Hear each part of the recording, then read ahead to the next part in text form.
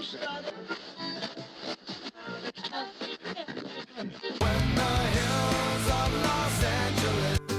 Angeles, I'm and most Hollywood nights. She goes to California, oh, California. What you say about Los Angeles? LA got the people saying.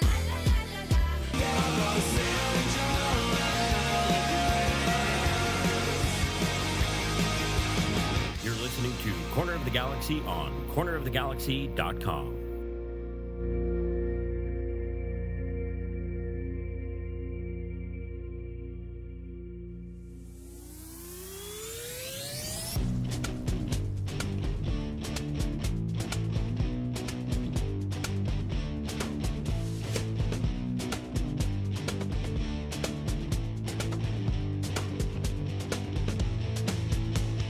Welcome to Corner of the Galaxy, the show that talks 100% LA Galaxy soccer. We're glad you could join us. Now it's time to sit back and relax as your hosts navigate through the twisting, turning, but never boring world of the five-time MLS Cup champion, LA Galaxy. Hello, everybody, and welcome to Corner of the Galaxy on cornerofthegalaxy.com. I'm your host, Josh Guesman, coming to you on a Thursday, July 18th. The LA Galaxy coming off a 3-2 win over the Colorado Rapids and Kevin Cabral. Galaxy back on the winning streak and back since the 9th game of the season at the top of the Western Conference. That's right, the very top of the Western Conference, and have a chance to close out this month and go into Leagues Cup, sitting atop the Western Conference, third in the Supporters' Shield. We're going to talk about the game against Colorado. We're going to get you ready for the game against Portland. Such a big game. Playoff atmosphere type game coming up on Saturday. You better be there. All right, so we got a lot to get to, a lot of things to talk about, including some new rules. To do that with me, glad to have him back. It's my good friend, Eric, the Portuguese Hammer Vieira. Eric, how you doing, buddy? I'm doing great. The chat is already lively. Yeah. It's always, the tastes a little bit sweeter after a win. So whenever it's a win, everyone's going good. I think last week with no midweek game, going away to Dallas and the Heat, it was bad vibes going into it. Mm-hmm. So the vibes are much better this week. I'm feeling good. How are you feeling? Are you settled? The kids are taken care of? we will see. We will see. He was in here a little earlier, but my wife is home, so all is set. I think we'll have a nice, calm show, unless computer freezes or anything like that. I mean, we'll see. Well, I'm solo dad tonight, so it's your turn. Who knows? It's my turn. Okay. Maybe the disruptors will come on this end of the stream, but we'll make it work. Yeah, it'll be an interesting to watch, certainly, as we go forward here. I mean, you talked about the vibes being immaculate, right? Everybody's all spiced up. There's some juice flowing around the LA Galaxy right now, whether that's the kit launch, which, by the way, chef's kiss all the way across to everybody from... I was talking to, not the name drop, but LA Galaxy president of business operations there, Mr. Tom Braun, stopped by the press box on Wednesday night, just last night. Feels like it was forever ago, but just last night. He and I had a wonderful talk about the kit launch and a whole bunch... He was as jazzed as everybody else I've talked to. Isn't the way it should? That's the way it should be, right? It should be. From the top to the bottom, everyone should be oozing that excitement. But maybe this is wrong to say, but would you imagine Chris Klein being as jacked up about the kit launch as Tom? Tom Braun was like glowing whenever he was talking about this. And by the way, earned. Everything is earned. The kit rollout, the kit launch, the vibes. I mean, and we're gonna use the vibes a lot today because the vibes on the 96, just everything, the little details from the pregame playlist. The pregame playlist. I didn't notice it because I was driving and I wasn't paying attention, blah, blah, blah, the whole deal. But I looked at it today. I'll just bring it up for you. The Retrograde pregame playlist. Well, this is an interesting... Where's this one coming from? The Macarena by the Bayside Boy mix is the number one. And then One Sweet Day by Mariah Carey and Boyz II Men. This feels like it has a theme. Celine Dion's on there, Because You Love Me. Nobody Knows, the Tony Rich Project, and Always Be My Baby, Mariah Carey. Mariah Carey doubling up, number 2 and number 5. I was going to say, that album got me through some middle school years. Mariah Carey, let me tell you. Right. 6th grade Hammer was a fan, let me tell you that. So I was like, clearly this is like a 1996 top 100, right? Yep, 100% 1996 top 100, top 5, right there. We go to Wikipedia and it pulls it up. Now, did we need to know it was a top 5? No, you knew immediately. You were sort of like, there's an old school vibe to this. Just the just the branding around everything, just the way The it was, newspaper look, the newspaper, the 96 film look, right? You know, this is before cameras, folks. You know, this is cell phone cameras, I should say, not just cameras. But just the whole thing has this retro vibe. And listen, you could do retro vibe poorly. And yes, sometimes you can lean on it too much, Eric. You can be like, oh, well, this whole thing, that's not what happened here. That's not what happened. The perfect balance of everything that was brought out. I loved seeing everybody in their retrograde kits. I loved seeing, if you were there, and Alex Ruiz actually asked Greg Vanney after the game what it was like seeing the old jerseys, and Greg was like, it did sort of remind me a little bit of 96, right? He's like, it threw me back, and then he goes, by the way, these ones are a lot nicer. The old ones, I don't know if you guys knew this, but like the Budweiser patch weighed like a pound, right? Like he goes, yeah. I have one of the retro things, and that's the thing. We'll keep talking about it, but when you go to buy old kits on eBay, you don't realize how much everything was oversized. So again, just the baggy being the look, right, of what it was, and the material. This wasn't dry fit, made from recycled plastic. The jerseys were heavy back in the day, and so I think that's probably what Vanney's alluding to. One, the material was probably different and heavy, and then of course with the patches and the sewn on numbers, I can imagine how heavy those kits were with the OGs back in the day. Yeah, it was just, and then to see it on the field and just to see the colorways and everything. I have a whole bunch more on the kit, and we'll keep going that way. But watching the Galaxy come out and just be on absolute fire for the first time. I mean, we were talking about it at halftime. Probably the best I've seen the Galaxy play, which is crazy because it ends up 3-2 at half, and you're like, that can't be true. No, it is true. If you were there, you saw it. You saw them flying. It looked like Colorado was standing still. If you watched a little bit, and this is the maturity thing, if you watched Columbus beat the ever-living crap out of LAFC, which was a fun watch, not to say it, too much, but it was like LAFC was standing still, right? Like you're like, they're never going to catch them. That was the Galaxy through like 90% of that first 45 minutes, right? Even the very first goal where Colorado's trying to foul Diego Fagundes. Fagundes fights him off, passes the ball to Cuevas, and Cuevas buries the ball into the back of the net. And you're like, oh, it's on. Now it's going to be like that. Yeah. And it's funny, our friend Matt Pollard, who I believe was there for the world famous Fotos Pazacos incident, right? He tweeted something funny about what's a Rapids Galaxy game without a pool reporter's question. So do you have any insight on that? Again, no advantage played on that. A clear foul, late whistle after the goal. So just kind of a weird situation. Definitely should have been a goal. It should have been a goal. So I will tell you that, so the three pool reporters were there, Alex, me, and Damien. We were actually all sitting next to each other. And I said that MLS's pool reporter system is so messed up that we're not going to get a good answer out of it, right? Because I blew the whistle. Once you blow the whistle, that's it. It doesn't matter whether you can't go to VAR, you can't do anything. But once you blow the whistle and it's in play, because he blows the whistle about 2 steps after Diego Fagundes passes the ball to Cuevas. That's the kicker. And that's the kicker. So once he blows it, it's dead. There's nothing anybody can do. So what's he going to say? I will say this, and I didn't get to answer this question, but I saw a little piece of it.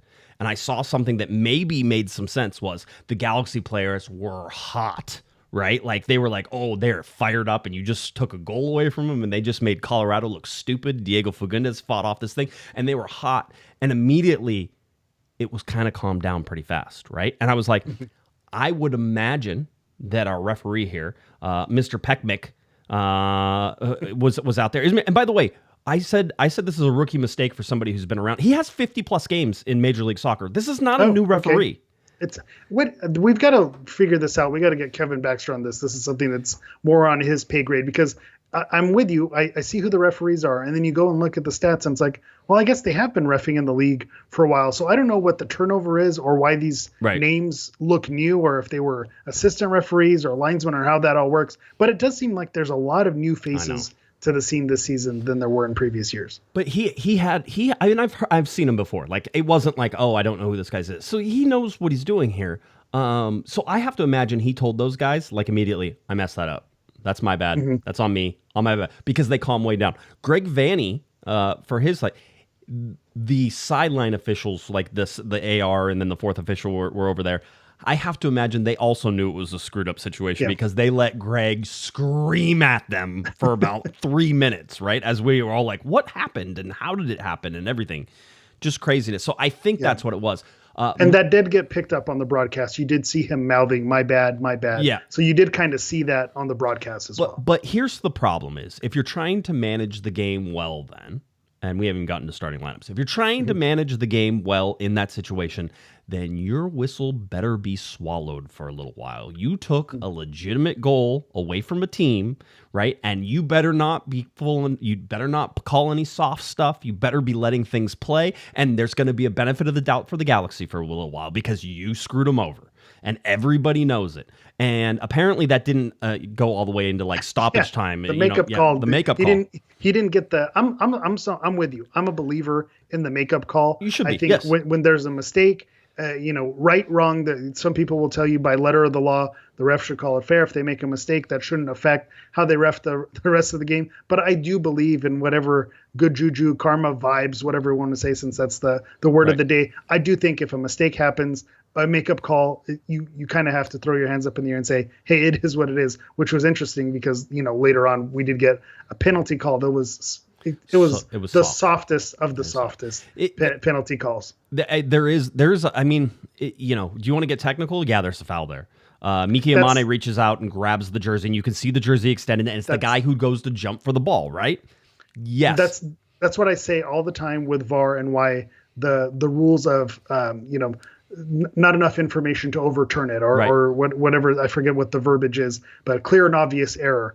We are always going to look at that, and there's always technically going to be a foul. You're never going to look at that and say, well, technically there's not a foul. No, there's always going to be a foul because the shirt tug is there. Yep. Go, and I would, if the cameras were there for slow motion replay, every single corner kick and every single game around the league, there's going to be shirt tugs. There's going to be shirt tugs and every, free kick situation. And so to call that, it just seemed incredibly soft. The weird thing to me, and I thought the only saving grace may have been that the ball wasn't playable, that the shirt tug didn't affect what the end product was going to be. So I thought that could be the saving grace, but what do I know about a makeup call? So I guess I was wrong there, but technically it was a foul. And that's why I didn't have too much faith that it was going to be overturned, because it was right there. It was clear that he tugged the shirt, but just have that called on a corner kick. You rarely see that called, so that was a bummer. No, and we've seen Maya Yoshida literally have guys wrapped around his waist and not get a call, right? And it's like you got to make up your mind on these. Either they're all fouls or they're not.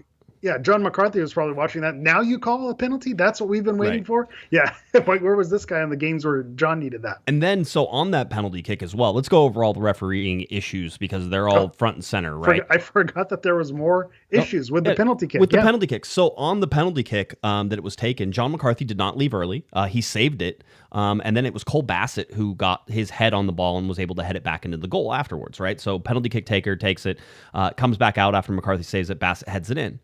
Bassett was in the box early, and he was in about a step early before the penalty kick was taken.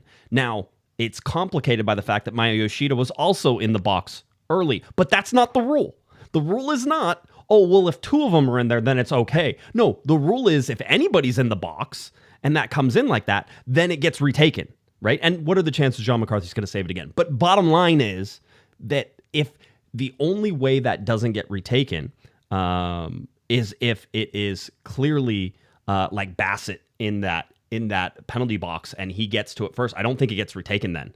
I don't think he gets a header. I think it's a foul and it goes the other way. But because Yoshida and him are in there, they retake the penalty kick. That's how it's supposed to work. That's why I was so confused by that, because it's not like there's the canceling out of fouls where if one person has it, the other person doesn't do it. And the part that upset me the most about that situation is Yoshida was basically just reading the body language of Bassett. He saw him crashing in, and as soon as he saw him about to run into the box at full speed, he went at the same pace to cut him off.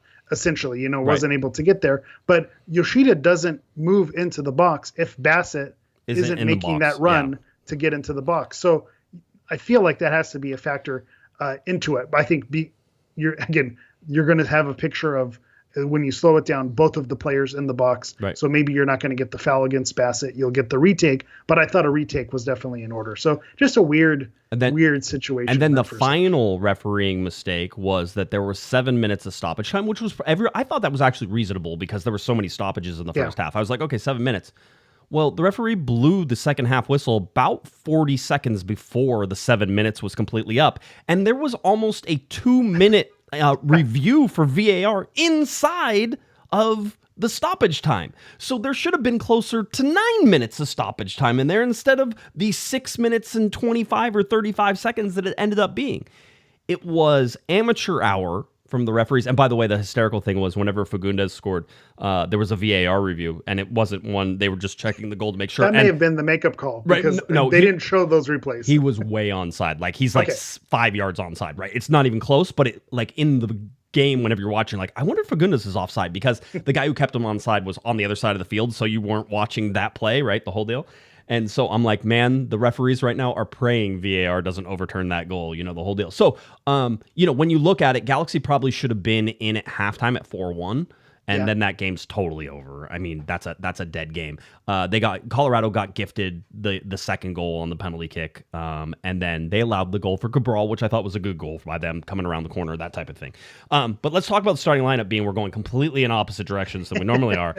John McCarthy to go backward. Right, exactly. John McCarthy, Mauricio Cuevas. Cuevas playing on the right side. That moved Miki Yamane over to the left side. Jalen Neal in the center with Maya Yoshida, and then you had Edwin Cerrillo, you had Mark Delgado, you had Diego Fagundes, Riqui Puig, Gabriel Pek, and Joseph Paintsil. Paintsil was the center forward in the three-man front line. He was played on the right-hand side with Gabriel Pek, and on the left-hand side was Diego Fagundes. Fagundes scores the goal coming off that left-hand side on an assist from Pek coming over the top. Paintsil got a goal. Yeah. This is the time where we're going to pause, and I will take my victory lap. There was a podcaster, co-host last week, who said, the Miguel Berry experiment, it's got to be over. Right. We got to figure out, we're told these guys are flexible. And then what happens? Obviously, my bone to pick with the Galaxy is, where was this movement in Dallas? I know the answer because of the heat and the way everything played out with that game. It didn't work. The lineup was correct, but it didn't work. But we saw what we were saying last week, and what I was preaching is, you have attackers that can attack, and with Paintsil's speed, put him in the number 9 position, especially with the little mini slump that he's having. Right. Get him in position where he's going to be able to run in behind players and score a goal, and he was able to reap the benefit. So this is just where I'm going to pat myself on the back here and say, this is what we recommended, and I'm glad that Vanney listened to the podcast and took our advice and changed the lineup. So it worked out, but I really love, and I think that plays into why this was one of the best halves of soccer that we've seen the Galaxy play. And we're going to get the people who push back. Well, it was 3-2. You're only up a goal. The cushion wasn't too big. The eyeball test. I always go back to that. Look at how they were playing. They were flowing. The overlapping runs were happening. They were just like you said, making Colorado look like they were standing still. So I think this lineup, if Joveljic is not available, this is the lineup that you have to roll with. Yeah, it seems that way. And this is a change. Remember, Fagundes being up top instead of Paintsil Slight being up. difference, Yeah, it's a change. I asked Greg Vanney about that afterwards. He actually said, different situations. He goes, we knew Dallas was going to sit back further, and so we thought that perhaps Paintsil wouldn't have any room to run in behind. And he goes, in Colorado, they're going to come after you. He goes, so we thought there was going to be room behind, and Paintsil and Pek just ran rampant over Colorado. The speed at which, I was sitting next to Alex Ruiz for a while, and Alex and I were talking, so we were discussing things through the whole time, and you were watching the Galaxy build up play and sometimes be a little more deliberate, and then all of a sudden they would spring loose, or they would catch Colorado out of possession, and all of a sudden they're in the transition game, and they're fast. That's what Vanney ball is. The quick transitions is what Vanney ball is, and people get that confused, but it's about trying to set up and spring those through balls into the back, about getting guys running forward, especially Pek, especially Joseph Paintsil, and doing that. And then, watching Pek orchestrate things on the right. Who the hell is this guy? I mentioned it to you, and I think you mentioned, we'll shout out Alex Ruiz for mentioning that Cuevas kind of giving him some Julian Araujo vibes, the way he was playing. The thing that has stood out to me, one about Pek, and it plays in part to Cuevas too, we're watching players make a leap right in front of our eyes. We saw at the beginning of the season, and we knew the type of player with the profile we were getting from Pek, what he could be. We have seen him make those leaps with each game. He has improved. You can tell the confidence that he has with these no-look passes that he's doing. He's taking more players on. He's more confident getting into the box and taking those shots. We're seeing it happen, and I think that's one of those things where it's so nice. We need that reminder. Pek could do a little bit more. Maybe he can, he still has another jump to make. But when you zoom out and look at this, we've seen a player come and have not that he was struggling. You always saw it there, but you saw kind of figuring it out, and now he's flying. He's becoming, the team MVP. I do my champion of the week, right. Every week.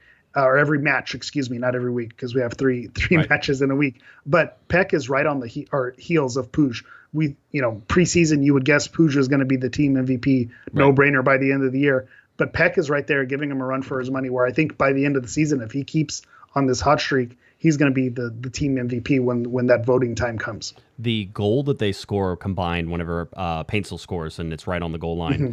The run by Gabriel Pek to avoid the early tackle, not only to avoid the early tackle, but then take offs, right? So he's almost getting slide tackle. He avoids that. He keeps running. And then there's another guy who's coming over who's also going to try to tackle him. And he's like, okay, keep coming.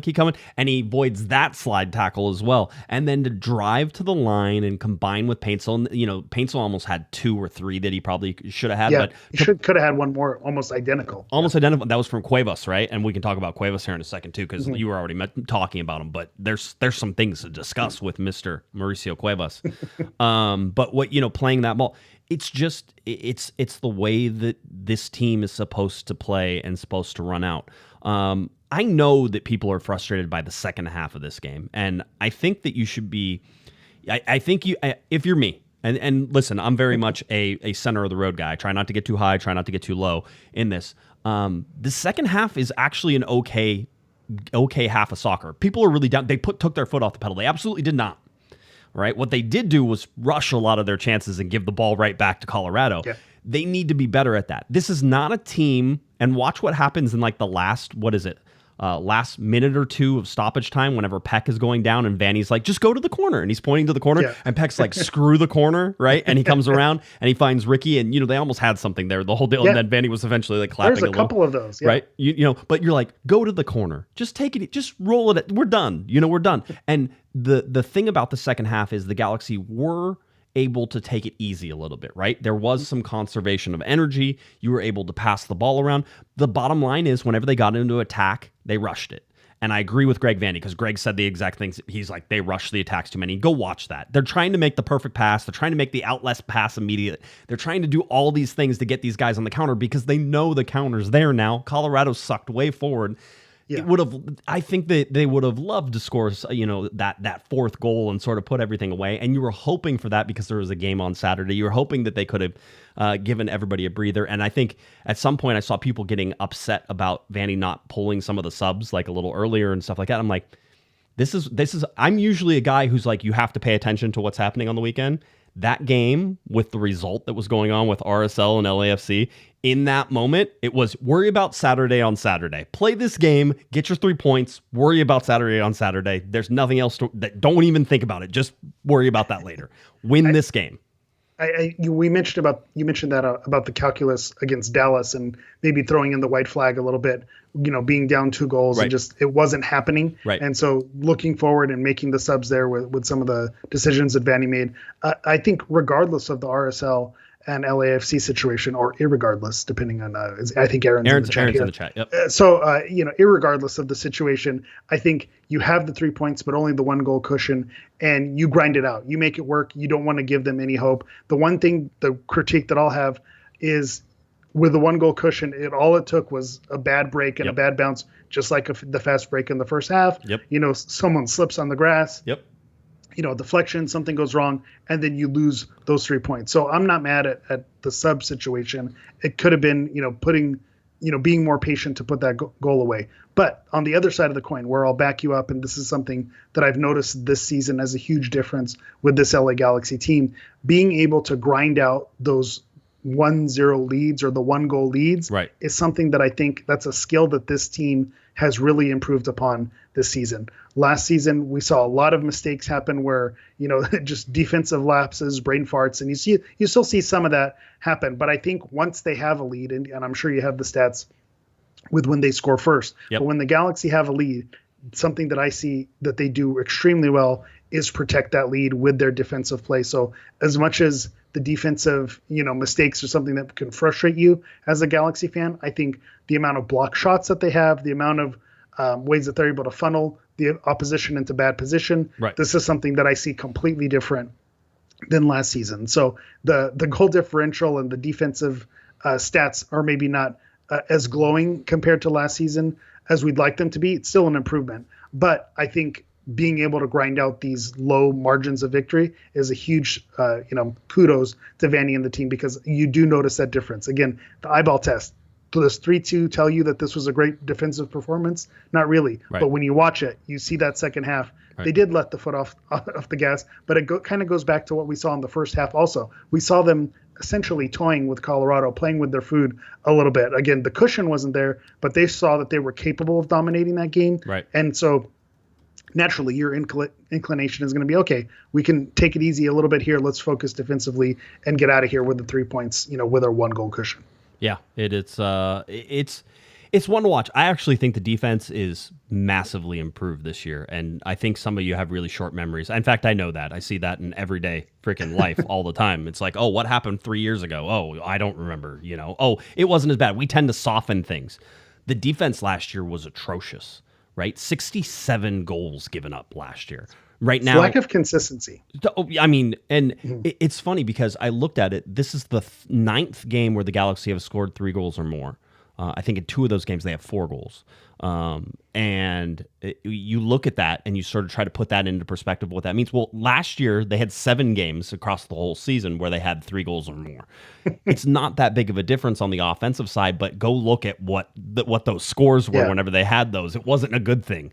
So by the way, Aaron, $2 super chat in honor of Irregardless. There you go. So there it is. That's what we wanted, Aaron.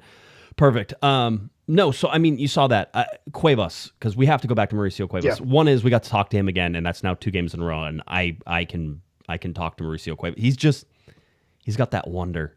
He's got that. Yeah. He's got that. I can't believe. Like, it's not that he can't believe, but he's like, I'm a professional athlete, and I'm talking to reporters, and I'm here, and I just played a game, and but the whole day, and I asked him, I go, you scored a goal, and they pulled it back. Do you have it? What'd you think? He goes, I have no words, right? And he was like, I'm like, that's good. Let's not get the kid fined, right? The whole deal. I just wanted to know what it was. He's like, yeah, just weird situation, the whole deal. But like you asked him, Alex asked him about the kits, and he was like, we take the history seriously. We understand what it means to put on the culture shift. And we were talking about the kit launch. And I know this is weird to sort of tie that into what we're going to talk about with Mauricio. It's 100% valid. It is the understanding, respecting the history, and the front office gets it. And then you go to the players, they understand the history, and they're like, we want to be part of that history. It's not just, the history, we know all about it. It's not lip service. And these guys really like each other. I don't know if it comes across. I see it and I'm like, this team, I mean, I've talked about how you don't have teams like that. You don't have to have a team that likes each other, but when you do, that's when special things can happen, right? Yeah. It's like, oh, these guys really, they love playing soccer. Like, as Greg Vanney always says, they don't want to train. They want to play games. They're like, let's play another game. Let's get out there. We want to go battle again. And they're enjoying the journey. Right, they're enjoying the suffering sometimes. They're enjoying that second half where it wasn't in. They had to fight for it. Right, they were there, and they were trying to work on things. Vanney also pointed that out. Riqui Puig talked a little bit about it as well. They're working on things, and perhaps the game in Dallas, which somebody right here, this guy, called out as maybe eliciting a pattern from previous losses as well, where the Galaxy aren't as physical. They don't get involved in the game. They let the game get out of control quickly, and maybe that's because Dejan Joveljic or somebody wasn't driving that offensive sort of front end, and so then when the Galaxy don't have their front end, there's no back end for them, right? They get really centered and try to overcommit on things. Vanney talked about how they worked on a whole bunch of things about positioning. And then Riqui Puig came in and said, yeah, we talked a lot about positioning ourselves for success. And I wanted to scream and be like, Riqui, honey, that was for you. That was for you, because that one is the one right there. You're the one. And if you go back and you watch this game, I would say for a large portion of this game, Riqui was in the right position to where he was. And when he gave up the ball, there were a couple of them still, but when he gave up the ball, there was still the ability to recover from that. That's one thing that drives me crazy. People getting frustrated with any turnovers that Riqui might have. This is Riqui being Riqui. And to your point, we didn't see him playing as a center back role and playing so deep. The positioning was much better from him. We had gotten a little bit of an argument, is not the right word, but off mic and via text about Riqui not playing defense. And you're right, the defense is almost non-existent from Riqui, but I think it's less about I don't need him to play defense. Park him up front, he needs to be the straw that stirs the drink. And so I'm not as worried about whatever defensive, I don't need Riqui to come up big with a tackle. That's not what I want from Riqui Puig on this LA Galaxy team. So that doesn't concern me as much. But the positioning being, dropping so deep, that's something that's concerning. And I've said this, and I'm just going to be a broken record on this. No one else on this team is making those passes like he's making. No one else is able to get out of trouble like he gets out of trouble. You can argue that, okay, well, why is he in trouble? But you're naturally going to be, swarmed by different players. So you can fix that by either having, quickness of play and being able to possess and almost doing the tiki-taka style, or you can have someone with just the individual brilliance who's able to get, out of those positions and be the engine that puts the team on their back and makes things work. So with Riqui Puig, that's the best way I could describe him, is that he does his own thing, but that's a good thing because it's the engine that kind of propels everyone else to have that freedom. Because when he gets swarmed on, that opens up Pek, that opens up Paintsil, right, allows Fagundes to move around, allows Cuevas to bomb forward, allows Yamane to move forward. And so it opens up so many other things that you have to live with. There's going to be a bad pass here and there. There's going to be a turnover and the defense is going to have to make it up. You're going to have to live with that because of everything else that it's going to bring you. Well, I mean, look at what he was able to do. That pass into Paintsil where Paintsil stops on a dime and then turns it back. And then Riqui just, knocks it into the side. By the way, Riqui needed that same finish on another ball at the top of the box later. I'm like, hit it first time. Stop touching it. That's this Galaxy team. When they get impatient, they tend to take more touches in the areas where they should be quicker. And then in the areas where they should have patience, they rush through it, right? It's like they flip this little switch on it. And so you can sort of see where that comes from and how that goes. So Cuevas, for me, is such a tremendous talent. Alex was saying, man, he reminds me of Julian Araujo. He's so much better offensively than Julian Araujo in terms of the technical part of things, his technical ability. The ball that Cuevas hits, I don't know if this translates, but if you're in the stadium, you can hear it. It thuds when he hits it. Like, it's boom. There's power behind everything he does. And it's a predictable ball that offensive players can run onto and head or score, but it's difficult to get in front of if you're a defensive player because he puts a lot of English on it. There's a lot of spin. There's a lot of stuff. So he's able to bend it around people. And he just goes flying through. Greg Vanney's talked about, the shape of his crosses and how it's such a heavy, good ball for offensive players. I mean, we can get on Joseph Paintsil, who almost had the second one wherever Cuevas hit it across the thing. That thing was freaking moving. Right? Well, he should have scored it, but it went through moving. And it went through the goalkeeper's legs, which is something, I think that's the part that tripped up Paintsil, is because he thought it was going to get saved and then it wasn't saved. So it was just one of those weird situations. But as you're describing Cuevas and the predictability of the ball, that was the one critique that we did have of Julian Araujo's game. When he did push forward, he was great to get himself in those positions, but then it was a cross into someone else's shin guards. The pass wasn't always there. And with Cuevas, you do see the difference and the technical ability. So it's figuring out the defensive, responsibilities in that shape and being able to fine tune that. Not that it's, a terrible issue, right? But if he can get that going, someone from Europe is going to come calling again to get him on a squad, because he has that youthfulness.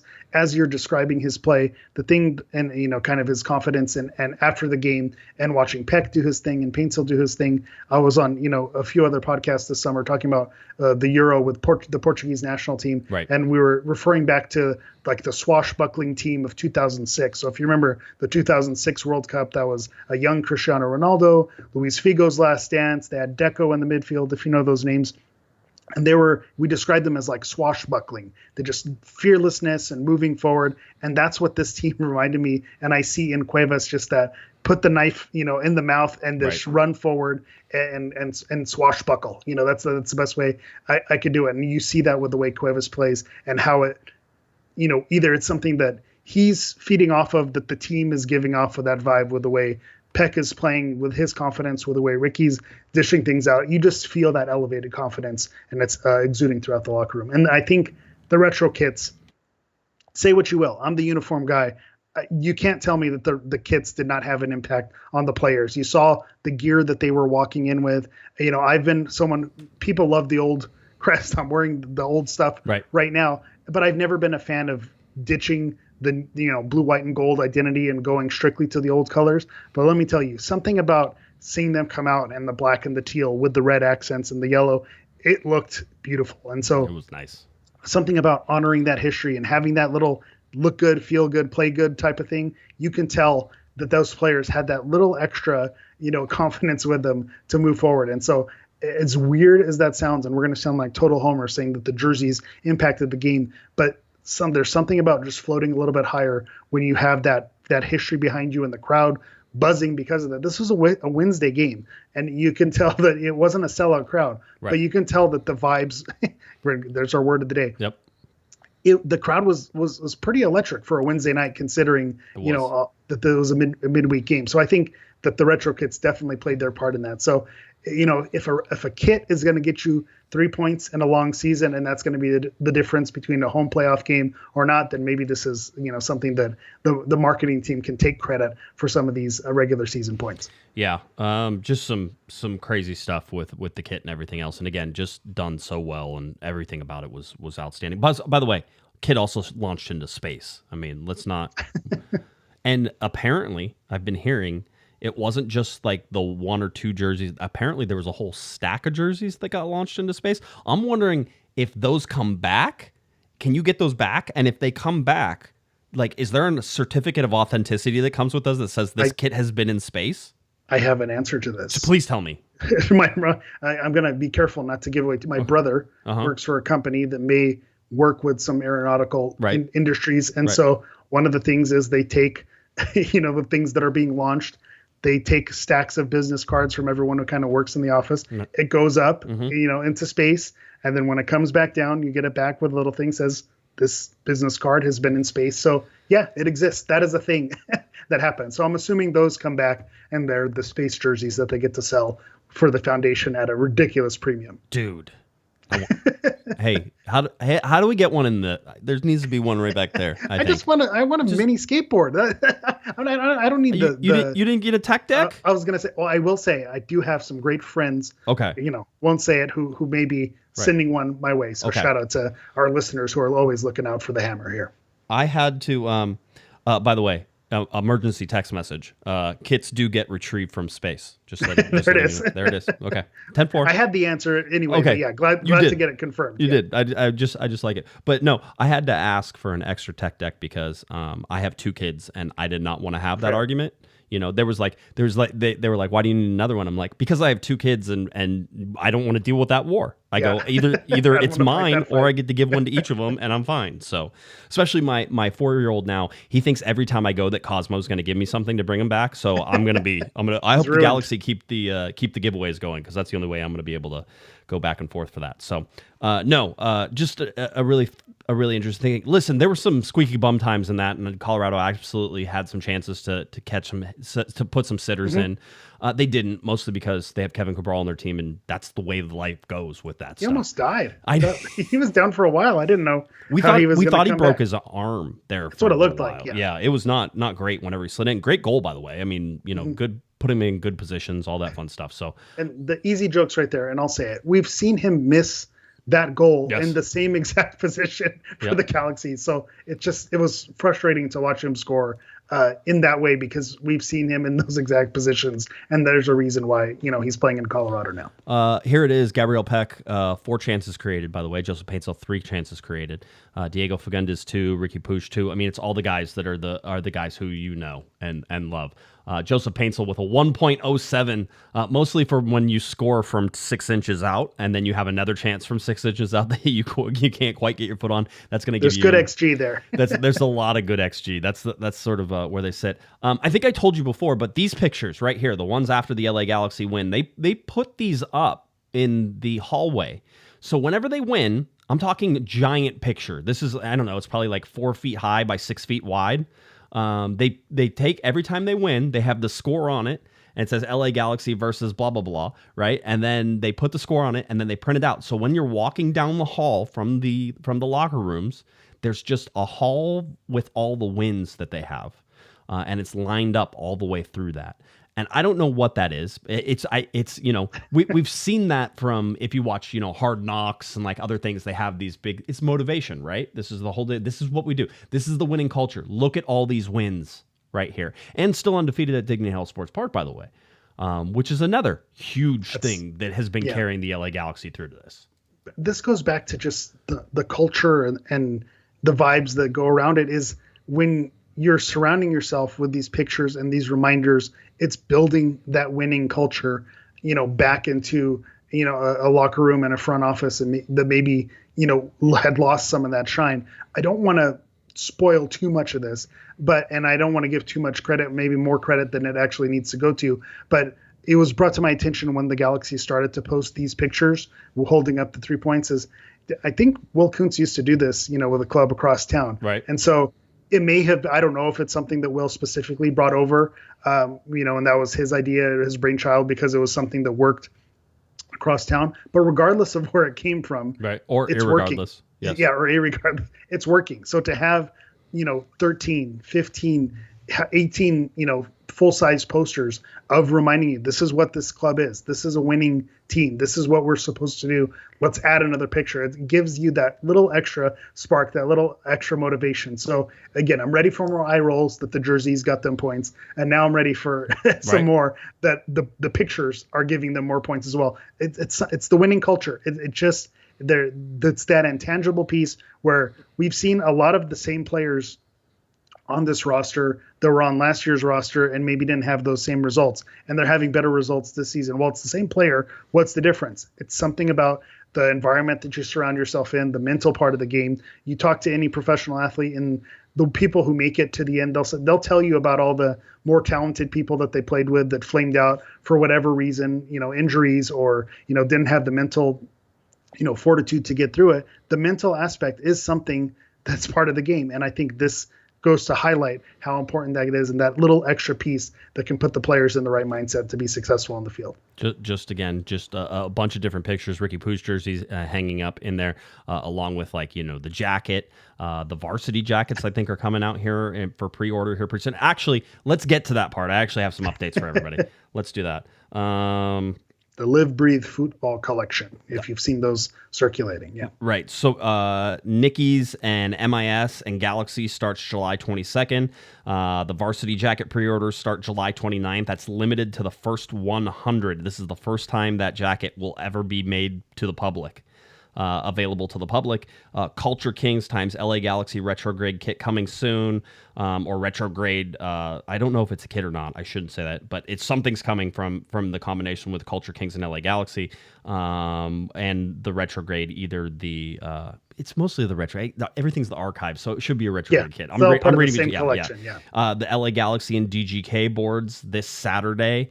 That's coming. I was told that. One, you can go to Nickies and they have it. I think Pele, or is it Pele? Whichever the name is. You know who we're talking about. I think there's going to be a downtown Disney signing with a very large LA Galaxy player here coming up soon. Is it our Disney Prince? No, it is not. Yeah, okay. It is not. I haven't got confirmation on that. I heard this. I heard this through the Disney side of things. All right. Okay. So, interesting. Yeah. So we've got eyes and ears everywhere. Mouse ears everywhere. Yes, absolutely. So that's there. Here's the deal right now is that they are planning on fully restocking. The one thing that's running low is the 2XL is running low. So if one's going to go first, it's probably going to be the 2XL. So wait, I think everything by Saturday, they should have a pretty good restock going. And then there's more stuff arriving later this week as well. They're out of ones. They're out of C's. Out of C's and ones. So yes. One, the Gabriel Pek effect. Yes. So again, the ones being gone. And then the C's, I was trying to put my finger on what exactly the issue was. Is it Pek? Where'd the C's going? C and Fuegos. It is. So Pek and C and Fuegos are not capable right now because there's no P's and no C's. They should have those, and no ones. They should have those fixed here in about the next week, but basically everybody bottom out. Again, some of the stuff you can predict, some of the stuff you can say, oh, well, this is going to, some of the stuff you're like, I didn't expect that was going to be. I think Pek has a lot of kit buyers right now. Yeah. I see a lot of people with pack kits right now. So, really interesting to see that. So, let's see. Restocking for the ones and C's should be in about a week. So we talked a little bit about the Rose Bowl. Remember I said like the largest ever sold in a single day for a collection was 2,222 pieces, right? Well, that number didn't last very long. I was going to say now for the archive collection, number of pieces, including the Retrograde kits and all that stuff. So like you're looking at the archive collection, all the things you're getting was close to 3,000 in a single day, 2,961 in a single day. That's some serious movement in one day. By the way, also the kits do get retrieved from space. And two, the Cienfuegos kit that was sent into space was actually the Cienfuegos kit from 1996. Beautiful. So sexy.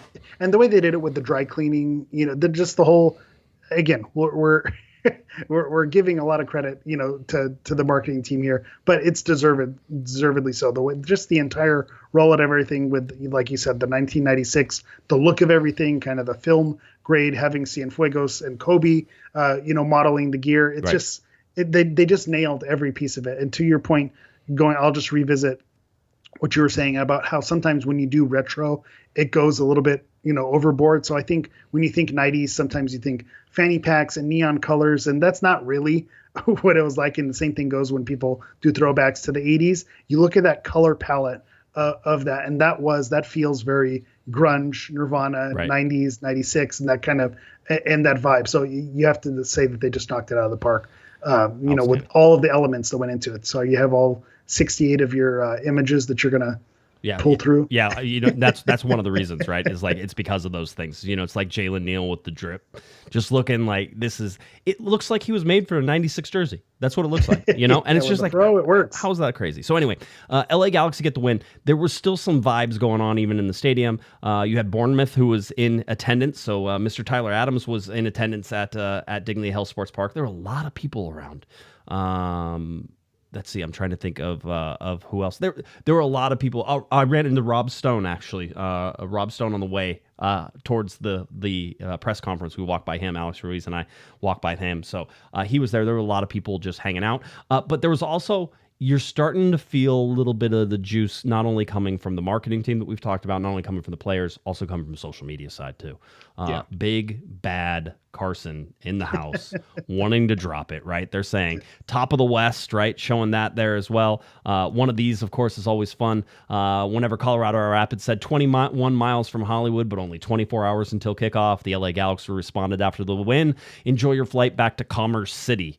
Which is where, of course, the stadium for Colorado is rep. In Colorado's defense, Colorado reps the entire state of Colorado, kind of. I'll say that that's a flaw. Why do you have to say Colorado? Say it with your chest. Say exactly where you're from. And to the Carson banter of it all, I'll die on this hill. I'll keep saying it. This is a lesson, to anyone who wants to deal with anti-bullying or whatever is going on. When you're called a name, you don't cry about it. You embrace it. You say, yeah, we're Carson, and we're Big Bad Carson. Shout out to 1-2 Threads, with their shirt that they released with it. Big Bad Carson has become a meme for LA Galaxy fans, and that's exactly the way it should be. Embracing being from Carson. Yeah, okay, we don't play in downtown LA proper. Los Angeles means a lot of things. I grew up, Cerritos Artesia, lived in La Habra.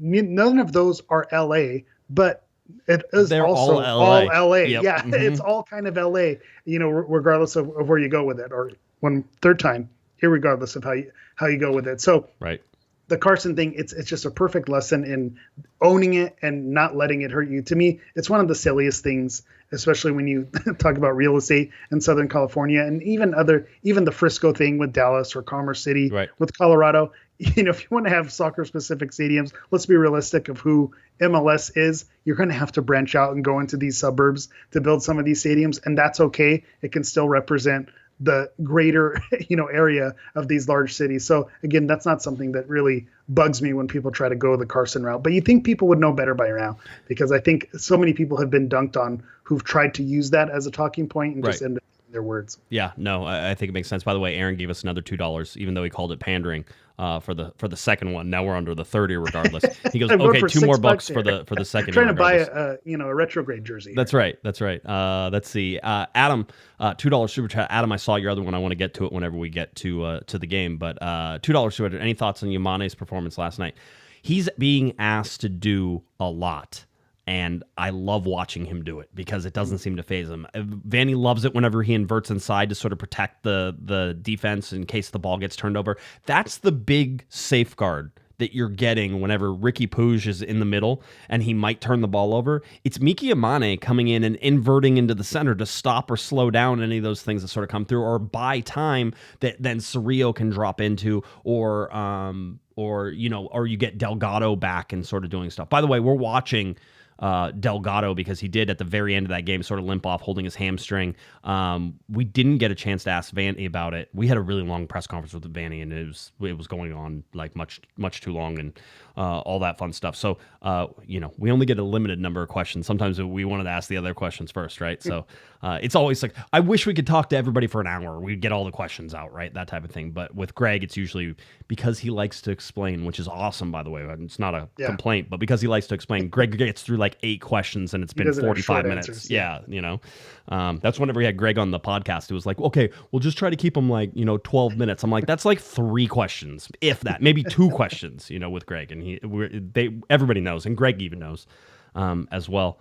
Can I chime in on Yamane also? Yes. Just one of the best things I'll kind of mention it. It's my John Nelson comp that I give. One of the best things that you can say about a player is when they're not noticeable in terms of their mistakes. Obviously, the penalty, the shirt tug is something that's going to stand out for Yamane. But over the course of the season, I think Diego Fagundes is one of those names, and then Miki Yamane is another one of those names where they're not going to jump out. Delgado is one that we always are bringing up, so to where it's almost losing some of that undercover factor. But Yamane is right there where the consistent play is just now the expectation. You like to see what he brings moving forward. Defensively, he's able to track back and make up for it. When he inverts and gets in there, it works out. So that's now just the expectation for who he is. And if it's not like that, then it's going to be noticeable. But right now, he's just probably, if you were to go to consistency, I think Fagundes is there, and then Yamane are probably the 2 most consistent players that the Galaxy have. Yeah, I don't disagree with that at all. Here's the other crazy thing is with the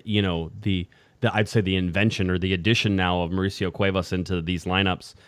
It really, did you remember that Julian Ade was injured, right? Did you remember that? Because that's also making you forget, yeah. Right? And it was like, oh, did you remember that the Galaxy didn't play with Dejan Joveljic last night? Did you? Because they got a lot of really good players on the field last night and were able to combine in a way that was dangerous. So we'll see if that can continue against Portland. One of the things that is ongoing and stuff that we are watching is certainly the Marco Reus stuff. We talked about it on Monday. I would say the situation really hasn't changed. It's in the same spot. It feels like, and according to the reporting that's out there with Tom Bogert, is that the Galaxy have to make a move of some sort in order to free up a little bit of space in order to make that happen. And whether that's a little bit of space or a lot of space, I can't tell you. I'll tell you that the press box was talking about who's going. Right, that's all, and that was what we spent most of probably the pregame on was, well, who's going?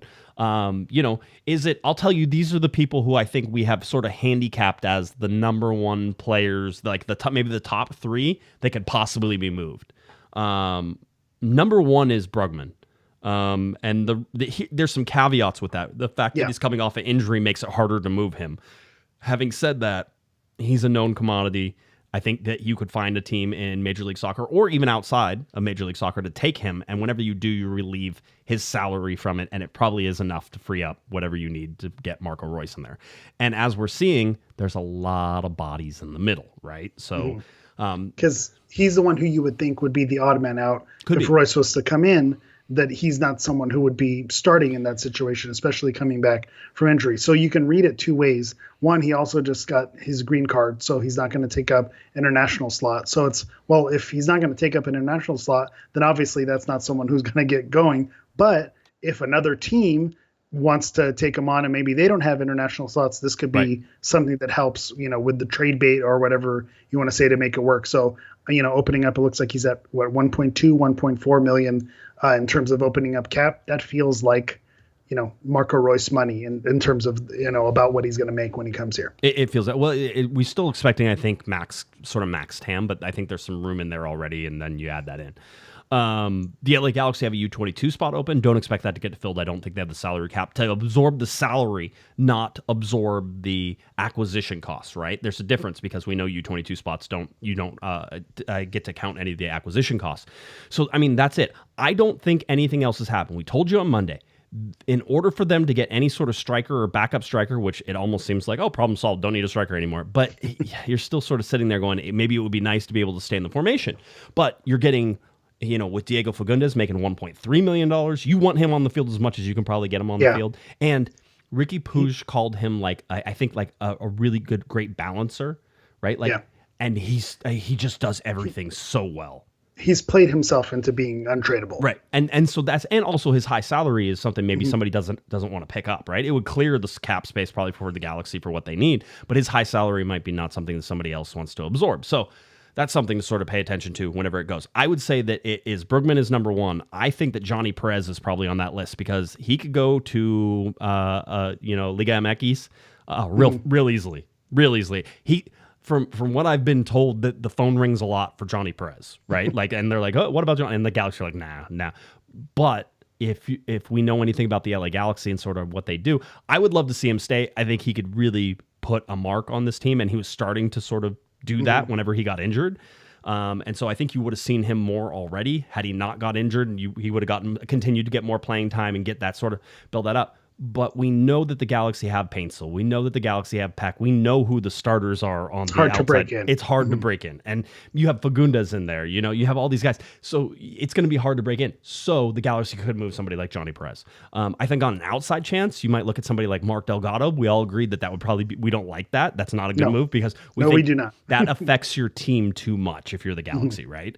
So that's in there. The Diego Fagundes one is an interesting one. I know Tom Bogert talked about that. I don't see Diego Fagundes going anywhere, just like we just talked about him. I don't see that. So for me, it's Brugman or Perez. That's what I think could possibly happen here. So until that happens, until the Galaxy are able to free up the spot, until it all works out, then Marco Reus, no show. But yeah, and the other thing we have to consider also is Daniel Aguirre did leave the team also. So whatever they got in cap space from that situation, that's also been opened up. Obviously, it's not going to be anywhere near where the money's going to open up for someone like Brugman, Fagundes, or Delgado, but that is something that is going to play into the final calculations when they do work it out. Yeah. So we'll watch how that continues to go down, but that is the move we're expecting. We already told you, U22 spot doesn't seem likely. The Galaxy, in order to get anything else, would have to get creative, which means getting rid of more people and moving things around in order to do that. So I don't expect that to happen. So right now it's Marco Reus, and that's what the LA Galaxy are going to roll with. But as we talked about, Eric, and as we've been sort of prognosticating, is that the teams who are waiting for this transfer window to open to make their teams better have a very limited amount of time to do that. The Galaxy have 8 games remaining. That's it. That's crazy. After Saturday. When you see it out there, 8 games is not a lot of games to figure it all out or put those final pieces together. Yeah. So we'll continue to watch and update as we go. I know there's possibly some other talks around some other players, not ready to talk about that yet. But that would all be about looking at players who are on the roster, possibly keeping them as it goes. For the team of the match day, it was 2. And then there was 2 on the bench as well. What we had was Mr. Greg Vanney as the coach of the team of the match day, which is always nice. And then you had Mr. Gabriel Pek, who was team of the match day on the starters. You had Riqui Puig and Joseph Paintsil on there as well. So so I'll gladly accept on Vanney's behalf as well for coming up with that idea last week with this lineup. So obviously, the big heads at MLS thought that I was deserving of manager. So I'll go co-ownership with him on team of the match day. I'm sure he'll happily share that with you. I don't see any reason why not. Now MLS came out with some rule changes, and we need to talk about those. Hold on, I want to make sure I was asking about some rule changes and stuff. Okay, good. Just want to make sure I didn't have any info. MLS is making this sound like it's a big deal, and in most cases, I don't think it's that big a deal, at least not yet. But I think there are some teams who are going to take it. Basically, there's a pathway that has changed now. So the announcements come into 2 things, really. One thing is they kind of announced this, and I say kind of because God, it's just not a great way to explain any of this stuff. But they talk about this sort of announcement that has these 2-player pathways, right?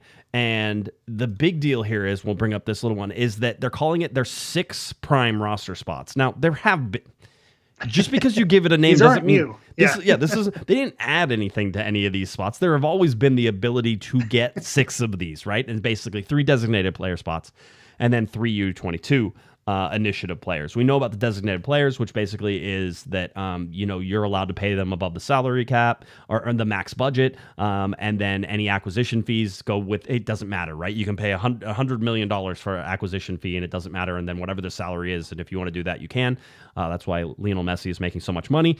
But it's 3 and 3. What they're saying now is, if you want to, you can trade one of those designated player spots for an additional U22 slot. Interesting.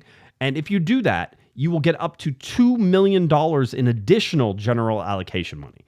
All right. So that's a big deal if you're going to go that path. If you're like, I just want to have 2 DPs and then I want 4 U22s, it's going to give me an additional $2 million. Now, in 2024, because it's happening in the middle of the season, anybody who wants to go this route has to declare that path by August 14th. Right? They have to say, this is the path we're going on. This is how we're going to do it. And then they would get an additional $1 million in general allocation money. Okay. So for the season after the window. Yeah. Well, it's weird. Situation. I would imagine that if you do it like right now and you declare a path immediately, that you would get the additional $1 million. Right. Okay. So, that is this new, 6 prime roster spots and all that fun stuff that is sort of, that they're talking about.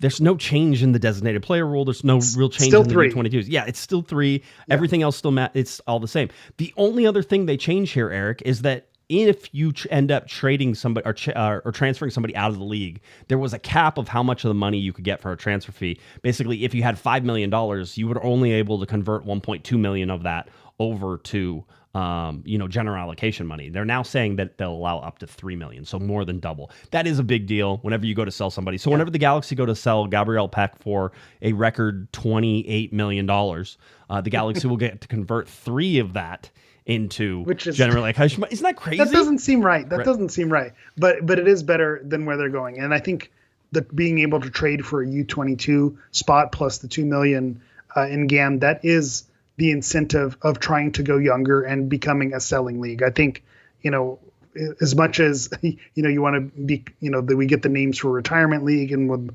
Marco Reus coming over and with Messi doing what he's doing in Miami, I think the incentive, if you're, a savvy GM, is to try to go younger, fill those U22 spots, sell these players, and then have that, 3 million or whatever is coming down the line, even if you sell them at a much higher price. And I think that's where you're going to be able to build your really, strong rosters that have a lot of depth, is the people who are going to be able to take advantage of whatever, these loopholes are within the rules. But in terms of, the situation, we already had 3 DPs. We already had 3 U22 slots. So I don't know how much this changes. This smells a lot to me like, I saw a video how they renamed Chilean sea bass. It used to be a toothfish, and it's a really ugly fish, but no one was buying toothfish. But if we call it Chilean sea bass and make it a premium product, then everyone would buy it. So yeah, we had 3 designated players and 3 U22s, but that wasn't a sexy name. This is the new pathway for allocation money. So I like the way that they're branding here. Okay, good. I'm glad somebody likes something about it. The roster for the LA Galaxy, I'll just put it up on the thing. You guys can take a look at that and sort of see where everything stands right now. I don't have Brugman off of the internationals, which is the LA Galaxy have 11 of 12 international slots currently filled, which, in case you wanted to bring a German guy in, you could do that. We have the spot. There it is, already in rating. Real quickly, just looking at the LA Galaxy's DPs, almost 80% of the total available minutes they've been playing now. Just to go back and see how by far the best percentage, right? Just since 2018, because that's all I really keep, right? But since 2018, they're at 79.4, 62.9 was the max, right? And that was in 2021. In 2022 is 62.1, right? You can look at 2018, 50%, 2019, 59%. In 2023, when Javier Hernandez last year had it, the Galaxy had less than 50% of the minutes were played by the designated players, right? Between Doug and Chicharito. Yep, 100%. Pulling a lot of their weight there. Yeah, so the 79. it matters, basically, is what I'm going to say. And it has always mattered. It's just the Galaxy didn't really, I think, understand the formula, but they're understanding it now. The Galaxy's and they were also bailed out by Zlatan that first season also because he wasn't technically a DP. So they were able to kind of skate by on that. So that was one of those underlying factors, if you go back to 2017 and 2018. Yep, 100%. The Galaxy's win percentage right now is 52%. We could go back to 2011, which was 55.9%, or you could go to 2002, which was 57.1%. We'll talk modern era, 2011, 55.9%. They're currently at 52% in terms of their win percentage. 20% loss percentage, a point or better. 80% of the games this year is a point or better. It's huge. That's massive. 80%. I'm going back and looking at the 80s. I want to see where the 80s are. There's a couple. 2011, 85.3, a point or better. 79.4 in 2014. Oh, look, 2011, 2014. What are those? Oh, those are MLS Cup years. They're not there yet. Can I say that? Can we? They're not there yet. They're starting to make a case, but they're not there yet. I said this on my way home because I did a post game, driving with Josh down the 405, and I want to talk about the stuff that I just saw. And we're driving down, and I'm like, realistically speaking, if the Galaxy go on a 9-game winning streak, they win a Supporter Shield. Realistically speaking, I don't, it's like, what are the chances anybody else is going to win out? And they're in third place right now. So if you're looking at the LA Galaxy and you're saying, do they have a path to the Supporter Shield? Yeah, they do. Win out, right? I think that's the only way, by the way, they make the Supporter Shield, they win out. But having said that, if they win out 9 games and then, then they're going to win what, like 4 or 5 more games and have an MLS Cup. I mean, what a ridiculous win streak to have to go. But if you want the LA Galaxy to be a Supporter Shield winner, win the next 9 games, and I'm pretty much guarantee it. That's the position that they're in right now. I think that's a crazy thing to look at. The mental currency they're going to gain should they win on Saturday against Portland. And they're sitting through the League's Cup and that month off, and they're just sitting at the top of the Western Conference. I think that is key to possibly winning the Western Conference if they want it. Yeah. If they have to win on Saturday, not a must win, but they have to win on Saturday if they want to sort of keep that mental edge. Yeah, and it's funny you mentioned that because that's what I was going to get to. Also, obviously, with LAFC and Salt Lake with games in hand, this can go away. But at the same time, you can only play the games that you're scheduled to play. It's not like they can go back and, take 2 of these games off so we could all be on equal footing. The schedule is the schedule, and they've put themselves in position to be in top.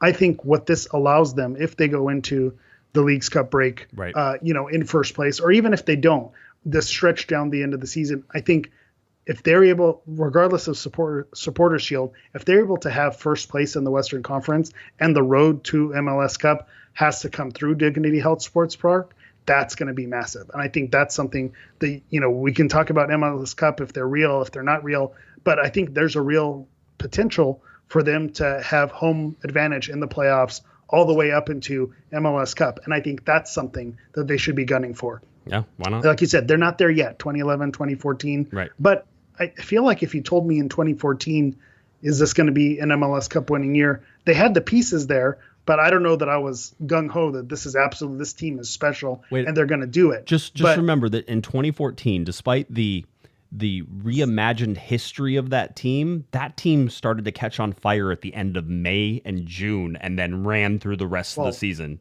whenever it was more spaced out.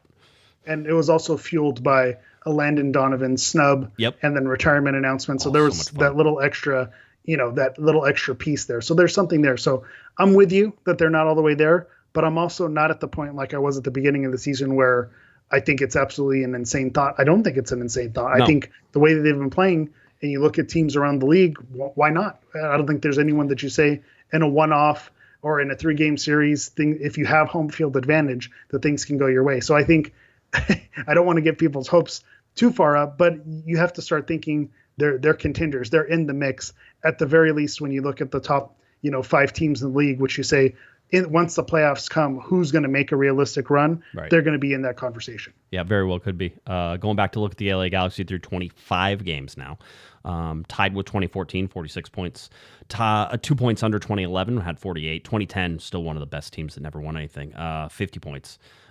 in there, and then 55 all the way back into 1998. So that's where the LA Galaxy sit currently, about the third best in the modern times and the fourth best overall for the franchise, sitting after this. Quite the separation here as well. We look at Greg Vanney's years as 21, 22, 23, and you sort of see him sitting there through these 25 games, and there is a considerable separation now between this team and even the 2021 team, right? So, as far as Vanney is concerned, his most successful season to date, absolutely, with the way that they're playing, and I think some of the defense that they're playing as well. We're now at the point where we're predicting 46.2 goals allowed and almost 64 goals scored. So it's a lot of goals, Eric. It's a lot of goals, right? Average points 1.84. I just want to cruise through these. We're going to get to the Portland game. The Galaxy scored 51 goals last year. 58 was their high under Greg Vanney in 2022. They're at 47 right now, and again, we're predicting 64. 64 would be second to 2018, who scored a whole bunch of goals. Second to 2014, who scored 69. That would be it outside of the 85 and 1998. So there I go, was bashing the 2014 team, and then the stats just threw it right back in my face. And by the way, the 2014 team only gave up 37 goals. Right now we're estimating... That was the kick. That's what I remember. Right? Right now we're estimating 45 goals on that, right? So still a lot there whenever you look at what they're trying to do. So, they're getting there. We'll see what they end up doing. But 34 goals conceded, 67, almost 70. So the Galaxy... well past halfway point, less than half basically of what it was last year. We'll see if that can continue as we move along. Anything else from the stats? Just the scoring first. The Galaxy are 11-1-2 whenever they score first, outscoring their opponents 34-17.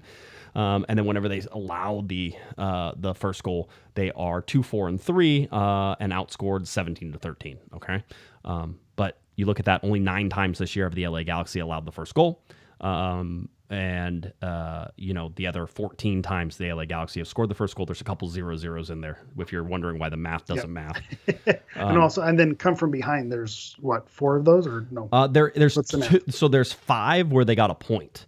Where they allowed the first goal, where they allowed the first goal, and then they got a point, or better, they won 2 of those and drew 3 of those, right? That's what it is. Okay. Yeah, so not too bad. I don't have sometimes like you can score the first goal and then go behind and then come back. Like I don't know what the 1 year where they're down That's is. deep in the Opta stats somewhere. They have them. What did the Galaxy what do they lead at halftime whenever they're trailing? Like that type of thing. They have those available. I just don't have them in front of me. Do you want to talk about Portland, or do you have anything else that you want to talk about? No, I think we're ready. Okay. We had this is the beauty of the midweek game.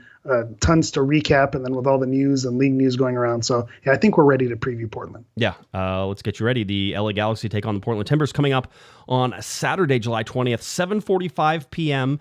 is your quote-unquote start time. Your kickoff time will be 7:55. That was similar to RSL and LAFC. If you watched and wondered why they were, considerably behind the game, that's why it's on Fox, which is the reason for the longer lead-in. They'll start at 7:30 and kick at 7:55, right? This game is for free on Apple TV. You can watch it, or on FS1. So keep your eye on that. And then, of course, it is Mark Rogandino and Heath Pierce. Thank you to Adam for that super chat and reminding me. But those guys are back on the call. They were there midweek, so they're just going to hang out. They're doing their thing, right? Excuse me, I was going to say LA, but they're going to hang out near Carson. Yes. I'll correct myself here. Yeah, big bad Carson.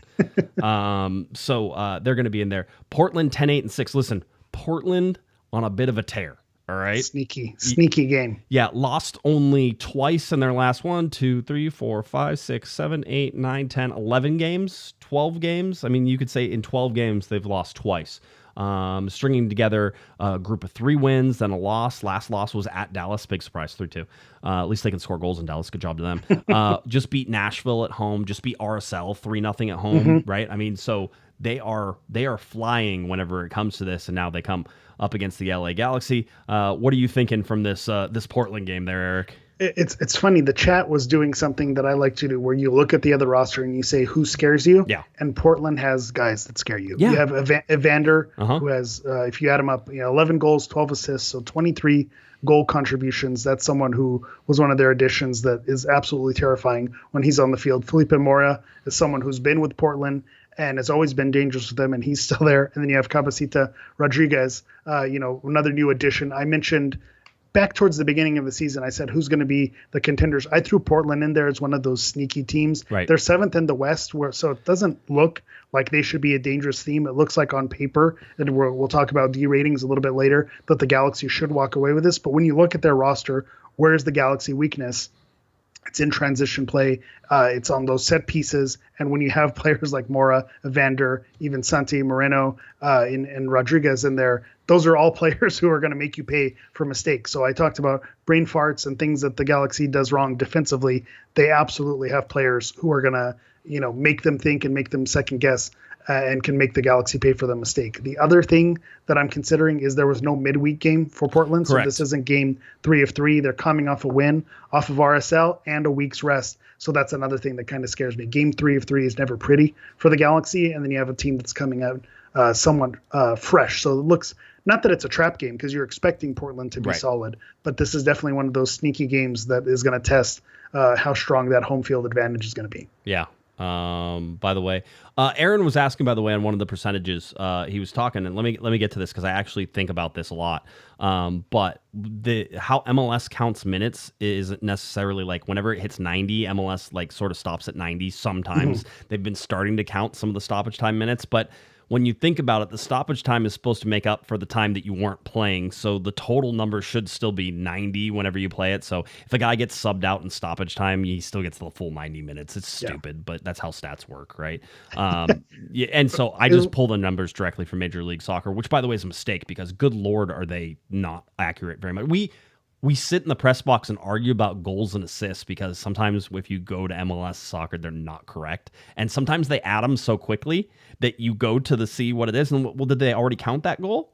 Or did it not? Like sometimes they update almost immediately after they scored, and sometimes there's a lag. So you don't know whether it got updated in the game or whether the whole thing. So it's really a good time whenever I do it. But yeah, that's the answer for that. Sorry. It's funny. The one that made me laugh was during the Euro with England when they had their late winner to tie a game, late tying game, and then won in overtime. They scored in the 95th minute to tie the game, and then to take the lead, they scored in the 92nd minute. Right. So it was really 90 plus 5, not in the 95th minute, and then it was the 92nd. So one of those weird little nuance But things, now we have that in Major League Soccer, right? Because the clock constantly counts the whole deal. Yeah, so it's the whole thing. All right, let's talk about D ratings. Go ahead. What do we got? Yeah, D ratings likes the home team. The Galaxy is undefeated at home, so they're going to be heavy favorites. So the Galaxy with a 55.9% chance to win, 22.6% chance for a draw. So heavy favorites. Portland with only a 21.6% chance to win. So D ratings really heavy on the LA Galaxy here. If you're looking for money line, they have Portland at plus 300. Oh, Portland.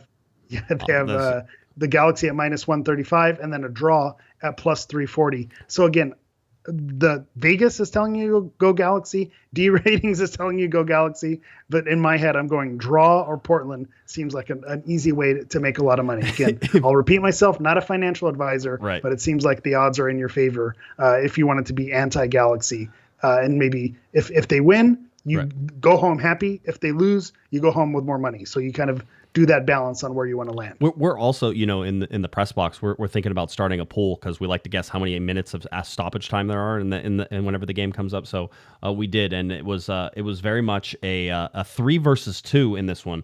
I think it was Damien and Alex and Rob who had 3 minutes of stoppage time at the end, right? And then Mike Gray and I had 4. And then the best thing happened is right before the 90 minutes, the Colorado player went down, and that pushed it to 4. And so Mike was like, "I want a shout out for winning." I'm like, "Yes, Mike, we did it. We outthought him. We knew the Colorado player was going to go down." Shout out to you, Mike. That was right there. So, this is an interesting one for me. I am really expecting a very intense battle. Do not fall into this because I think there's a lot of people who fall into this, Eric, and it's not the same. Just because there's no game coming, because there's now the break and you have Leagues Cup and everything else, just because there's technically not a game coming right behind the next one doesn't mean that you gain energy from the game that you're not playing, right? So not FIFA. Yeah, it's not. These are real people. These are real people. So on game 3 of 3. You're in game 3 of 3. It doesn't matter whether you're playing next week or the week after or anything like that. You're in game 3 of 3. I think it's imperative for the LA Galaxy to get on the scoreboard first. This is one of those ones where if you want to control things and you want to be in a position where you don't have to work as hard, then score score early and score often. And I know that sounds stupid and easy and all that stuff, but I think it's imperative against the Portland team.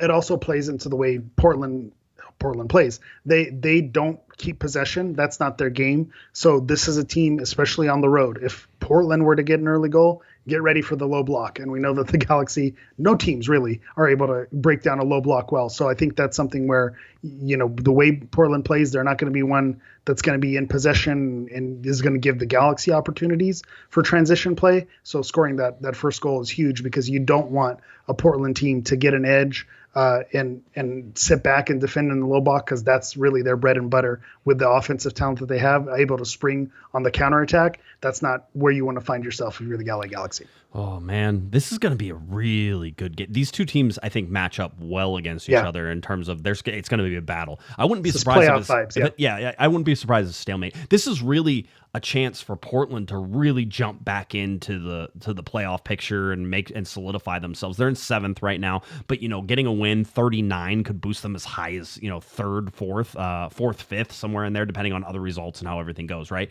So this is a chance for them to jump up, and this is a chance for the LA Galaxy to gain some separation. And again, you're seeing it 2-point separation right now. If you look at points per game, the LA Galaxy would be underneath LAFC with 2 games in hand right now, RSL with 1 game in hand, but even with RSL's 1 game in hand, technically Galaxy are like 1.85 to 1.84, I believe, is something like that, to Salt Lakes. Okay, good. Just want to make sure I got it right. That's what it would be whenever you look at that. So even when we go points per game right now, the Galaxy would still be in 2nd place, if not 1st. But there's always 2 schools of thought. One is you'd always love to have the games in hand, right? You'd like to be the people who have 2 games to play and know what you need to do and all that stuff. And then the other school of thought is if you're the guy, it's like when you're playing golf. We've fallen into that. We have, yeah. As the Galaxy, yeah. Yep. Well, it's like playing golf. Sometimes having the score in the clubhouse is a good score. It's a good score to have. Just hang it up there and be like, come beat this. And if the Galaxy can get a win against Portland, and again, win out from here on out, and I guarantee you'll win the Western Conference, right? I mean, it's 100%. That goes without saying, right? Well, no, you can't necessarily. Oh, because with LAFC, because 2 games in hand. Yeah. I don't think they're going to get all the points from everything, right? It's like one of those. It's unlikely the Galaxy would win out, right? That's the thing. It's also unlikely that LAFC also win out with having even more games to run through. So that's just one of those things you have to consider. We mentioned it last week, having this cushion between the top 3 and everyone else. Right. And that's why the Portland, standings are sneaky, because with a win, they're in 4th place. They're in a home playoff game. Right now, they're right on the bubble. And then with 1 win, all of a sudden, they're right there in one of the top 4 teams potentially in the league. So it's so tight outside of that. But the Galaxy have done well to build this cushion. So, losses wouldn't necessarily hurt them in this situation. And then I ordained Columbus as after they tore apart LAFC. By the way, I don't know. We were talking about it in the press box. I don't know that I've seen an MLS team play that good this year. Like, just ridiculously good. Top level, top tier. And you're like, if they have that in their arsenal and they're able to play that good, that They've team got a lot feels of good like players. Feels like the team, and they got Wilfred Nancy right in there as well, right? That feels like the team that you're not going to be able to beat. That's going to start picking up some steam. And then I think they went and had a draw this weekend or something like that. I was like, come on, you gotta keep it rolling, Yeah, and it was to someone unexpected. Also, it was like Chicago. Yeah, Chicago. Yeah, it was. Oh, Chicago won the game. No, that was Cincinnati. That was the Cincinnati game. It was 1-0, and there was a red card for Cincinnati. Yeah. The Columbus didn't play. I thought they played a different one, though. Played on Saturday. Oh, there they are. 1-1 with Charlotte. So Charlotte. Then the argument was, is Charlotte real? Right? And I was like, I don't want to get into the argument. Like, that's one I'm not prepared. I don't believe it, but you go and look at Charlotte, and they're right there in 6th, and you're like, okay. I agree that the Western Conference is, like, probably heavier in the middle, right? They're real thick around the midsection, the Western Conference, right? Heard that before. Yeah. You and me both, buddy. And then you go to the Eastern Conference, you got like Miami, you got Cincinnati, you got Columbus, right? And for those are those 3, I think, top tier teams in the Eastern Conference. New York Red Bulls, maybe not as much. New York City, not as much. Charlotte, no. Orlando, all of a sudden trying to make Sasha Kleshin a smart guy, right? He had them, and they started horribly, and now they're starting to sort of come back a little bit. Toronto was atrocious recently. Again, they're so on and off, it's ridiculous. Montreal, Philadelphia being down in 14th is crazy nuts. Yeah, they're playing 14-year-olds down there. They are. The youngest player in Major League Soccer. history to play. So that was interesting. Always fun to sort of see that. I always hope that works out well for the four. I really, it doesn't usually work out well. Yes. So, Freddie Adu is calling. Yeah. Yeah. So that's where we stand. All right, let's go. Predictions for Portland. Predictions guaranteed to be wrong, sir. I'll let you go. Go ahead, please. Well, I kind of tipped my hand here on what it's going to look like. I don't see the Galaxy losing this game with a home field advantage, and just how well they played against Colorado. I think they unlocked something with, the player putting all their best 11 possible on the field. But I also don't like game 3 of 3. I don't like the Portland, front 4 that they have that is really dangerous. So I feel like this is going to be a draw, but I think there's going to be goals. So I say a 2-2 draw. Again, not totally confident of the Galaxy putting it away, but I also don't think that they're going to outright lose it. I think the Galaxy have shown that they're talented. So 2-2 draw. 3-2, Galaxy lose.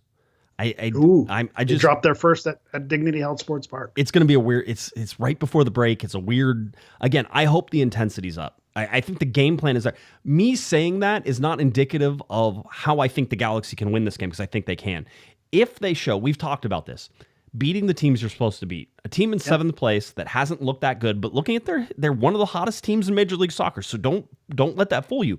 But if you are as good as you say you are, LA Galaxy, then you have to beat these guys. That's the sort at home for sure. You are winning your home games, right? That is the whole idea. If you're going to shut it down in the 65th minute in Dallas because it's too hot and you don't want to waste guys because you're like, we got 3 games this week for the whole deal, then you have to win the game in Portland. That's how it works. Like, unfortunately, that's how you're going to be gauged, because you go and look at this right now and we go in July and it's a loss, a win, a loss, a win. I mean, are you going to finish it out strong with a win? The Galaxy have lost their last game in April, but otherwise they have won every single last game in the month, right? So they tend to get a little stronger because the most games they've lost have all been at the beginning of the month, right? So the end of the month, the Galaxy are usually pretty. Opening games of the month, that's not pretty. No, that's not. You don't want that, right? So, but that's what you have. So again, the LA Galaxy play against Portland coming up. So on Saturday, that game will kick off at 7:55. 7:45 is your start time. I believe 7:30 for FS1 is your TV time. Apple TV will start at 7:45. All right. Anything else for you, sir? Are we good? Can we get out of here? We're good. Okay. Just the mental edge of being in first place. If you're looking for the Galaxy to look for whatever, the retro kits, the pictures on the wall, whatever you need, the mental edge of being able to hold on to first place. Because I think if you're the other teams and you're chasing, you're going to kick yourself. Oh, we could have jumped into first place, but we couldn't pass the Galaxy, who didn't have a game or had a loss. I think having those points, that's the extra motivation they need. So let's go Galaxy. Even though I rooted for or predicted a 2-2 draw. Prove me wrong.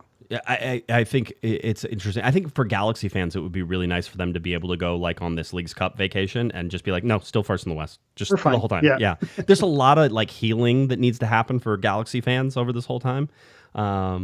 Seeing and talking to some of the front office guys, just again about the kit launch and everything else and everything around the club, you get this idea that the fan base has been reinvigorated, and I think that it is surprising to some, because with the fact that the LA Galaxy have been so bad for so long, really since 2017, that fan base goes a little dormant, right? You're a little quieter. Yeah. You're going to wear your Galaxy stuff out because, they finished last. They got the wood, you don't get a wooden spoon, but you finish last in the Western Conference. You finish second to last. You're constantly struggling. You can't make the playoffs, the whole deal. Is that what you want to go out there? And now it's like you're shaking a very large and noisy fan base. Yeah. And that's starting to rear itself again. I think that's something that we've mentioned on X, on Twitter, is that the Galaxy fan base in this version of the internet has not been dominant. And I think there's something about, there's a big, really annoying, obnoxious monster about to be unleashed if the Galaxy can have some success in the postseason. So annoying. Also, did we get to Adam's super chat? He had one. Which one was that? $2. One last thing. McCarthy came up big last night. So again, I've rested we beat the Miguel Berry horse to death. But, right. It's not going to work. I've pulled back on my McCarthy critique. He's been fantastic for the team. I think he's your out and out starter. I'm not going to be clamoring for Mitrovic if he just keeps doing what he's doing. Yeah. There's a reason Mitrovic isn't starting. Again, you have to put trust in the guys who get to see there all the time. It's one of the things that Scott French says all the time and talked about it is, if you're not in the team, if you're not on the team, if you're not in behind the doors, you have no idea what's going on behind it. Let's be very clear. As much as we try to take you in behind, we're getting little tiny slivers and snapshots. We could never tell you the whole story. We do our best to try. And we try to be as accurate as we can when we do that, because I don't want to misrepresent anybody. We want to make sure that we're trying to give it to you. But unless you're there, you have no idea. This is very much, remember the Britney Spears had a reality show on MTV, and it's like, you think you know, but you don't, right? That is the whole. Is that Britney Spears? That's no, I swear. True story. No, you think you know, but you have no idea, right? Isn't that true story? No, there was a Britney Spears thing that she was like, you think you know, but you don't, right? And it was like, and my wife and I say that to each other constantly. I'm pretty sure. Anyway, it's a 90s throwback. Yeah, it is. How retro of us. All right. That'll do it. LA Galaxy taking on Portland Timbers coming up on Saturday night. Hope to see you out there. Eric, tell people where they can find you, and we will go. All right. As always, you can find me on everything at HammerEV9, Twitter and X, Instagram, TikTok, all the fun things at HammerEV and the number 9. If you're looking for me on Twitter and X, it's at Guesman at Galaxy Podcast, and head over to cornerofthegalaxy.com. Head on over to iTunes, Spotify, SoundCloud, all those fun places. That's where you can find our podcast. Share it with your friends, like the video, do all that fun stuff. That helps us out a ton. All right, LA Galaxy, Portland Timbers coming up Saturday night, 7:45, 7:55 kickoff, FS1, and of course, MLS Season Pass. All right, for Mr. Eric, the Portuguese Hammer Vieira, I'm Josh, Pato Guesman. You've been listening. You've been watching to our little Corner of the Galaxy. Have a great one, everybody. You've been listening to the Corner of the Galaxy podcast on cornerofthegalaxy.com. You can follow the show on Twitter and Instagram at Galaxy Podcast. And be sure to check out and subscribe to iTunes, Stitcher, and Facebook by searching for Corner of the Galaxy. And we thank you for listening. We ask that you be kind and courteous to your neighbors as you leave the podcast. We thank you for joining us and look forward to seeing you again. Until then, I'm Michael Araujo, and on behalf of the entire Corner of the Galaxy crew, goodbye.